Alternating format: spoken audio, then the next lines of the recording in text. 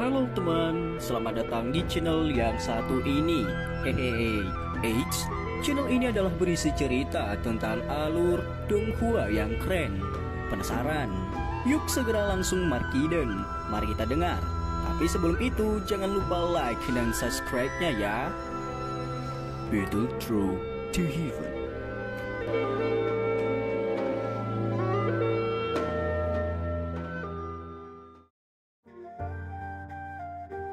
Melanjutkan dari cerita sebelumnya. Setelah meninggalkan lembah 10.000 ular, seluruh konvoi turun ke dalam suasana yang menyenangkan setelah selamat dari bencana. Suasana khidmat dari sebelumnya benar-benar lenyap. Semua orang sibuk membicarakan adegan yang terjadi sebelumnya. Kekuatan menakutkan yang ditunjukkan oleh ahli misterius itu mengejutkan mereka. Hahaha. Cara melarikan diri dari ular bajingan siamang itu sebelumnya seperti ular bodoh yang telah dipukuli sampai pingsan. Itu sangat menyenangkan. Meskipun kita hampir dihabisi, bisa melihat ular iblis siamang itu dengan reputasinya yang ganas berubah menjadi cara yang menyedihkan, membuatnya berharga. Ini karena kekuatan besar dari sesepuh itu. Dari apa yang dikatakan siamang, penatua itu seharusnya menjadi seorang alkemis. Menurut tebakanku, dia setidaknya harusnya adalah alkemis tingkat 6. Jika tidak, sangat sulit baginya untuk mengandalkan kekuatan spiritualnya untuk menakuti siamang. Alkemis tingkat 6. Aku ingat kepala alkemis di klan Han kita hanyalah alkemis tingkat 5, bukan? Meski begitu, kepala klan masih sangat sopan saat bertemu dengannya. Oh iya, benar. Kali ini kita bisa dianggap beruntung. Sayangnya, kita tidak bisa melihat sesepuh itu. Seorang alkemis tingkat 6. Itu adalah eksistensi teratas bahkan di kota Tianbei. Berhentilah melamun. Seorang ahli tentu saja memiliki kebanggaan terhadap seorang ahli. Kita seharusnya sudah bersujud dan berterima kasih padanya karena telah menyelamatkan kita secara sepintas. Ucap percakapan pribadi. Xiaoyan duduk di gerbong dan tanpa sadar tertawa saat mendengar diskusi panas di luar. Untung dia tidak menunjukkan dirinya lebih awal. Tirai gerbong tiba-tiba terbuka, sementara Xiaoyan diam-diam menghela nafas. Segera Hancong yang tersenyum melangkah masuk. Dia secara acak melemparkan kantong air ke Xiaoyan dan tersenyum saat dia bertanya. "Kamu tidak terkejut kan?" tanya Hancong. Xiaoyan menerima kantong air, minum seteguk air sebelum dia mengangguk sambil tersenyum. Dia dengan lembut menjawab, "Saya baik-baik saja." Kita beruntung kali ini bertemu dengan seorang sesepuh yang membantu kita. Jika tidak, kemungkinan kita akan terbunuh di 10.000 lembah ular ini. Hancong duduk di gerbong dan dengan gembira berkata, "Namun sesepuh itu sangat baik. Biasanya jarang ada orang yang mau repot dalam masalah orang lain, kecuali mereka kenal." Xiaoyan menyeringai. Tampaknya Hancong di depannya menderita shock yang dalam di dalam mengarai. Sekarang dia menghembuskan semua itu sekaligus. Selain itu, pujian yang tak henti-hentinya dia miliki untuk penatua misterius itu yang telah campur tangan menyebabkan ekspresi Xiaoyan menjadi agak aneh saat dia mengangguk. Setelah berbicara bertele-tele selama lebih dari 10 menit, Hancong akhirnya berhenti dengan sikap yang menunjukkan bahwa dia belum cukup berkata-kata. Dia tersenyum pada Xiaoyan dan berkata, "Setelah melewati lembah 10.000 ular, perjalanan yang tersisa akan lancar. Meskipun mungkin ada beberapa bandit dan orang terlantar di sepanjang jalan, mereka bukan ancaman bagi kita. Awalnya, kita tidak akan melewati lembah 10.000 ular selama perjalanan. Namun kita bertemu dengan badai pasir di gurun dan akhirnya menyimpang dari jalur. Jika kita kembali, itu akan membutuhkan waktu yang sangat lama. Karena itu kita hanya bisa menguatkan diri dan mengambil rute ini," ucap Hancong. "Kakak Han, berapa lama lagi waktu yang dibutuhkan dari tempat ini ke kota Tianbei?" tanya Xiaoyan. "Jika semuanya lancar, masih ada sekitar 6 hari lagi," jawab Hancong. 6 hari ya? Xiaoyan dengan lembut bergumam saat mendengar ini. Hatinya segera menghela nafas lega. Cederanya sebagian besar akan pulih dalam 6 hari. Pasti ada cukup banyak ahli ketika mereka sampai di kota itu. Jika dia tidak memulihkan kekuatannya dengan cepat, kemungkinan dia akan menghadapi banyak masalah. Bagaimanapun, dimanapun seorang berada, seseorang hanya akan memiliki hak untuk berbicara dan kemampuan untuk melindungi dirinya sendiri hanya jika seseorang memiliki kekuatan.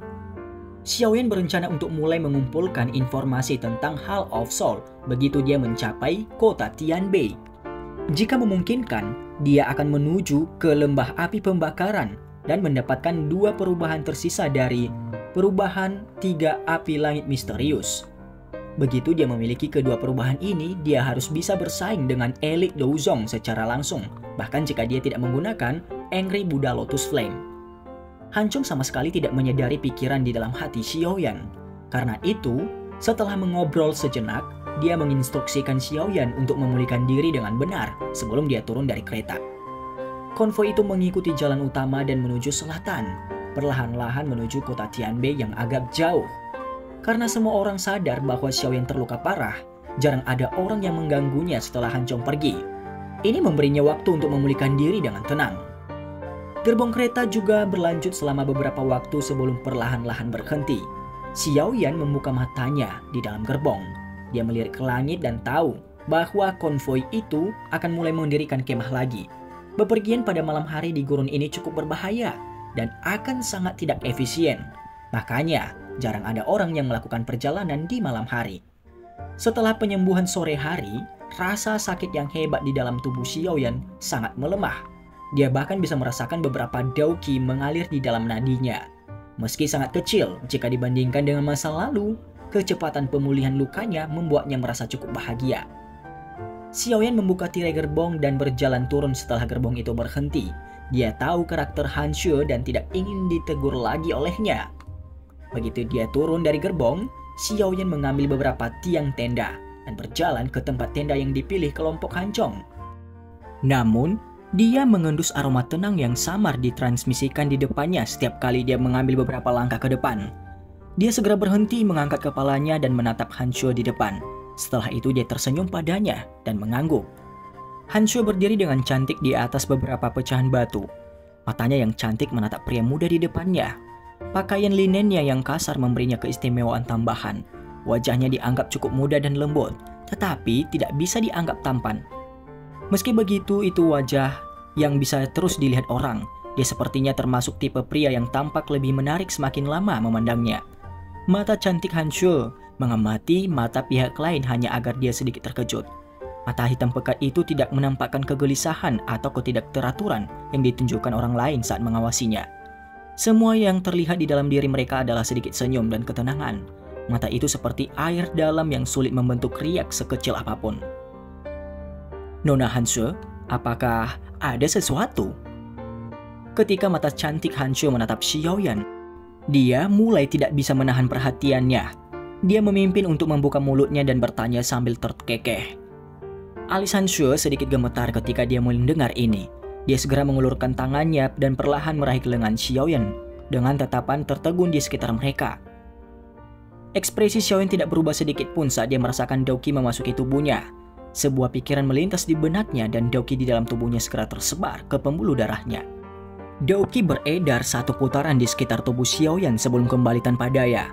Itu menggunakan rute yang sama saat melakukan perjalanan kembali ke tubuh Han Shu. Baru setelah itu dia melepaskan tangannya. Kekecewaan melintas di matanya. Tampaknya tebakan konyolnya itu memang berasal entah dari mana.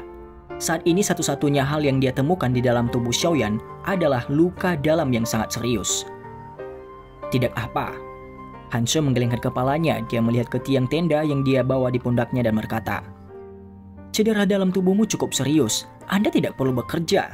Biarkan orang lain melakukan hal ini," ucap Han Shu. "Hahaha, tidak perlu. Meskipun saya terluka, saya bukanlah orang yang tidak berguna," jawab Xiaoyan. Han Shu tanpa sadar mengejek dirinya sendiri saat dia menoleh dan mengamati punggung yang agak kurus itu. Dia sebenarnya memiliki pemikiran yang tidak realistis seperti itu. Melihat penampilan Xiaoyan, usianya sepertinya mirip dengan dia. Bahkan jika dia adalah seorang jenius pelatihan, kemungkinan dia akan mengalami kesulitan mencapai titik menakut-nakuti seorang elit Do Huang hanya dengan 2 kata pada usia seperti itu. "Sepertinya ini hanya kasus keberuntungan saja," ucap Han Shu dalam hati. Malam gurun masih dingin dan sunyi. Cahaya perak samar menutupi tanah yang luas di mana orang tidak dapat melihat perbatasan, bahkan ketika berdiri di tempat yang tinggi itu. Bagian dalam camp itu sunyi, hanya derak api sesekali yang bisa terdengar. ada cukup banyak penjaga yang berjalan mondar-mandir di luar camp melindunginya. Xiaoyan duduk bersila di tenda yang agak sederhana di camp. Tubuhnya sekali lagi ditutupi dengan cairan obat yang dia gunakan selama pelatihan. Benang energi melonjak dari lingkungan Xiaoyan sebelum mengikuti nafasnya saat mengalir ke tubuhnya. Pelatihan ini berlangsung lama. Hanya ketika seutas sinar matahari pagi mencapai langit gurun, Xiaoyan perlahan membuka matanya. Namun, ada kejutan yang sulit disembunyikan di dalam mata Xiaoyan yang terbuka. Xiaoyan perlahan melebarkan tangannya dan Daoqi hijau giok perlahan melonjak.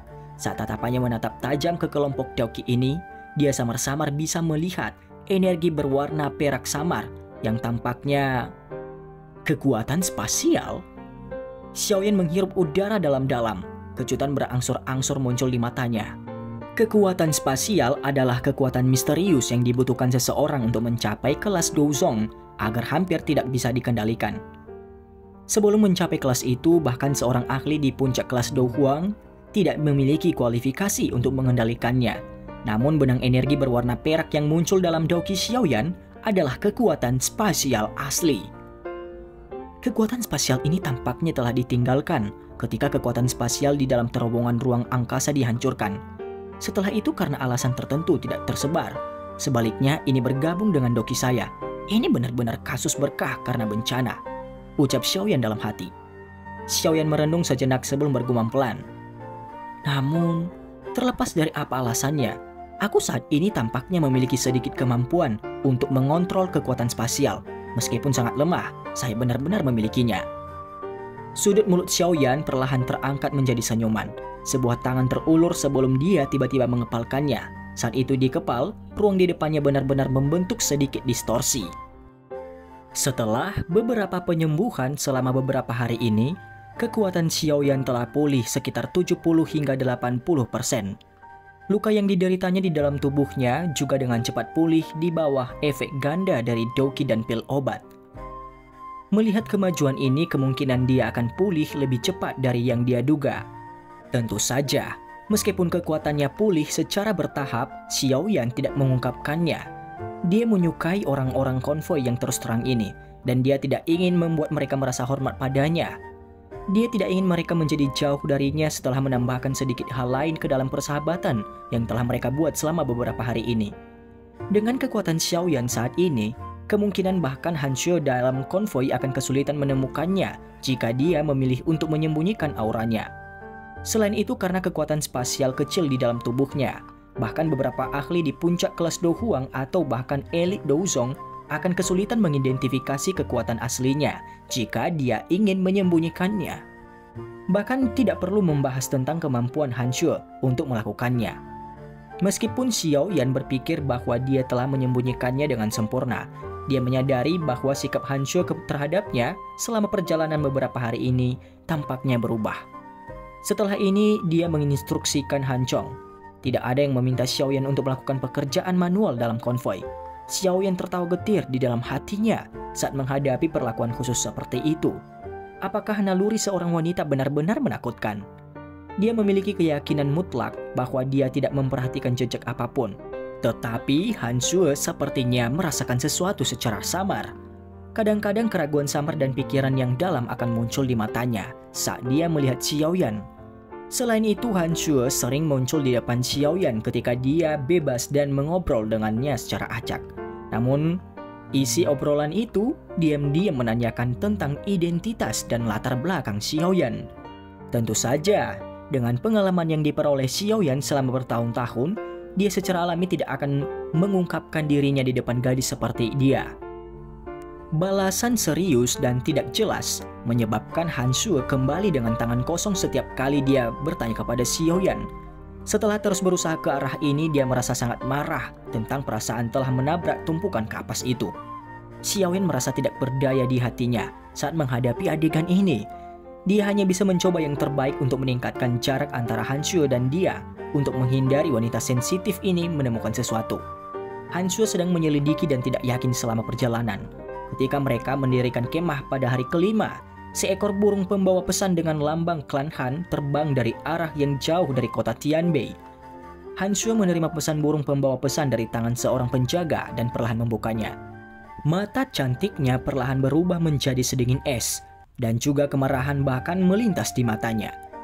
Kem yang tak henti-hentinya tertawa menjadi jauh lebih tenang setelah melihat perubahan ekspresi Han Shuo. Semua orang berdiri dan tatapan mereka terfokus pada Han Shuo. "Nona muda, apa yang terjadi?" Han Chong bertanya dengan suara yang dalam. "Ini adalah surat yang telah dikirim dari dalam klan. Surat ini menyebutkan bahwa klan Hong berencana untuk menyerang klan Han segera dan mereka meminta saya untuk berhati-hati." Han Shuo mengepalkan tangannya sedikit saat dia berbicara dengan suara sedingin es. "Klan Hong? Sialan, ini bajingan ini lagi." Gelombang kutukan terdengar dari semua tempat ketika mereka mendengar kata-kata klan Hong. "Apa yang mereka rencanakan kali ini?" Han Chong mengerutkan kening dan bertanya sekali lagi. Bulu mata Han Shuo berkedip sedikit, dia segera berbicara dengan suara yang samar. "Orang tua itu yang tidak akan mati dari klan Hong sedang berpikir untuk mendapatkan kakak perempuan dan aku untuk dinikahi ke Hon Cheng bersama. Namun motif utamanya adalah menelan klan Han kita dan menjadi penguasa sejati kota Tianbei," ujar Han Shuo. Ekspresi cukup banyak orang dalam konvoi menjadi gelap setelah mendengar ini. Jelas, kondisi yang dikeluarkan klan Hong menyebabkan mereka sangat marah. Sialan, apakah klan Hong ini benar-benar berpikir bahwa klan Han kita dapat dimanipulasi oleh orang lain sesuka mereka?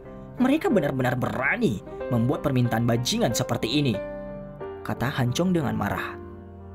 Wajah cantik Han Shuo masih sedingin es di hadapan suara marah Han Chong. Kepalanya bergeser sedikit dan tiba-tiba berhenti di depan pemuda yang duduk di sisi api. Namun dia sepertinya belum mendengar kata-kata dari sisi ini. Dia hanya menundukkan kepalanya dan bermain-main dengan tumpukan api itu. Melihat ini, alis Han Shuo sedikit berkerumun. Dia mengalihkan pandangannya ke samping dan dengan dingin berkata, "Kita akan memasuki area kota Tianbei besok. Setiap orang harus ekstra hati-hati," ucap Han Shuo kepada setiap orang. Tidak lama setelah itu, orang-orang di camp akhirnya kembali ke sisi api setelah sosok cantik Han Shuo menghilang. Wajah mereka berubah-ubah antara menjadi terang dan gelap di bawah cahaya api. Yang disebut klan Hong tampaknya menjadi ancaman yang lebih besar daripada ular iblis Siamang itu. "Kakak Han, apakah klan Hong itu sangat kuat?" tanya Xiaoyan. "Jika kita benar-benar membicarakannya, klan Hong adalah klan terkuat di dalam kota Tianbei. Bahkan klan Han kita sedikit lebih rendah darinya. Alasan terpenting adalah bahwa klan Hong memiliki sedikit hubungan dengan Paviliun Petir Angin. Orang yang paling menonjol dari generasi ini adalah Hon Cheng, yang juga dari Paviliun Petir Angin dan sangat dihormati. Klan Hong telah mengandalkan pohon besar ini untuk memperluas reputasi dan pengaruhnya dalam beberapa tahun yang singkat ini. Bagaimanapun, Paviliun Petir Angin dapat dianggap sebagai faksi tingkat atas di seluruh wilayah utara dataran tengah ini. Klan Han kita jauh lebih rendah jika dibandingkan dengan itu," ucap Han Chong menjelaskan. "Paviliun Petir Angin?" Kejutan melintas di mata Xiaoyan saat dia mendengar nama yang akrab ini lagi. Masalah dunia ini benar-benar dipenuhi dengan kebetulan. "Jadi, bagaimana jika itu adalah Paviliun Petir Angin? Sial, jika klan Hong itu benar-benar berani bertindak, diriku ini akan membunuh beberapa dari mereka sebelum aku mati, biarpun aku tidak bisa mengalahkan mereka." Seorang penjaga yang agak muda di samping berbicara dengan wajah penuh amarah. Han Chong tidak memasukkan kata-kata marah dari anak-anak muda ini ke dalam hati. Dia menepuk bahu Xiaoyan dan berkata, "Saudara Xiaoyan, sepertinya klan Han akan menghadapi keresahan. Saya akan meminta nona muda untuk memberi Anda uang setelah mencapai kota Tianbei. Anda harus pergi sendiri dan menghindari keterlibatan ini," ucap Han Chong kepada Xiaoyan. Xiaoyan tersenyum tapi tetap tidak berkomitmen. "Baiklah, semuanya harus istirahat lebih awal. Tingkatkan jumlah penjaga malam ini. Setiap orang sebaiknya tetap membuka mata besok. Kita harus aman begitu kita kembali ke klan," ucap Han Chong. Xiaoyan menjentikan jarinya dengan lembut saat dia menatap punggung yang agak lelah. Sebuah tongkat kayu di tangannya terbang ke dalam api, setelah itu menjadi seperti anak panah yang melesat jauh ke bawah tanah. Xiaoyan menepuk tangannya dan berdiri. Dia menyapa semua orang sebelum perlahan kembali ke tendanya. Setelah memasukinya, dia sekali lagi menghela nafas pelan dan bergumam pada dirinya sendiri. Keesokan harinya, sebuah konvoi berlari kencang di atas jalan yang luas, menimbulkan debu yang membumbung ke langit di sepanjang jalan. "Semuanya, lebih fokus. Kita akan segera memasuki wilayah kota Tianbei," sebuah teriakan keras tiba-tiba keluar dari dalam konvoi. Konvoi itu berlari ke depan seperti banteng liar yang marah dan terbang di jalan dengan suara gemuruh. Dalam beberapa menit, mereka mendekati lempengan batu yang digunakan sebagai penanda jalan. Konvoi baru saja melewati lempengan batu ketika suara angin kencang tiba-tiba bergema di tempat itu. Segera, sejumlah anak panah yang tak terhitung banyaknya ditembakkan dari pepohonan di kedua sisi jalan dan menutupi seluruh konvoi saat mereka melakukannya. Kedatangan anak panah yang tiba-tiba itu mengejutkan banyak orang, namun untungnya mereka sudah siap. Banyak doki meletus dan memblokir semua anak panah itu. Hahaha, sepertinya mereka sudah siap, tapi sayangnya. Tao perlahan keluar dari hutan. Segera sejumlah besar sosok hitam dengan cepat keluar dan benar-benar memblokir jalan menuju kota Tianbei. Dua pria tua di depan kelompok sosok kulit hitam adalah orang-orang yang paling diperhatikan oleh Han Chong dan yang lainnya. Kedua orang itu mengenakan jubah merah pucat. Ada lencana berwarna merah serupa di area dada mereka. Orang-orang dari klan Hong. Kelompok Han Chong mengecilkan mata dan mereka melihat lencana berwarna merah itu. Hahaha. Nona Hanshue, tolong keluar. Kami dua orang tua datang karena kamu. Kedua orang tua itu mengabaikan Han Chong dan penjaga lainnya. Sebaliknya, mata mereka menatap gerbong tempat Hanshue berada saat mereka tertawa terbahak-bahak. Pintu gerbong perlahan dibuka dan Hanshue yang cantik dan berwajah dingin perlahan turun. Tatapan dinginnya menatap kedua lelaki tua itu saat dia tertawa terbahak-bahak. Tidak disangka bahwa dua tetua Hong, Mu dan Hong Li, datang hanya untuk menangkap gadis kecil sepertiku. Saya sangat tersanjung, ucap Hanshue. Meskipun dia berbicara dengan cara ini, hati Hanshue berangsur-angsur tenggelam. Kedua tetua dari klan Hong ini memiliki kekuatan sekitar bintang Do Huang. Mereka bahkan lebih kuat dari Siamang itu. Sekarang keduanya telah bertindak bersama. Sepertinya dia akan kesulitan melarikan diri dari malapetaka hari ini. Tidak perlu mengatakan omong kosong ini. Aku yang dulu hanya mengikuti perintah. Kamu harus pergi bersama kami. Hong Liu tanpa ekspresi melirik Hanshue saat dia berbicara. Maka bermimpilah. Kilatan dingin melintas di mata Hanshue. Dia mengencangkan tangannya dan pedang panjang berkilat dan muncul di dalamnya. Bodoh, keras kepala. Hong Liu menggelengkan kepalanya saat dia melihat Hanshue melawan. Ketidaksabaran melintas di matanya dan dia melangkah maju dan muncul di depannya.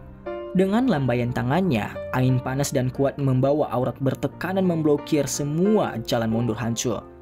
Kepucatan muncul di wajah Hanshue saat dia melihat Hong Liu yang telah menggunakan semua kekuatannya sejak awal.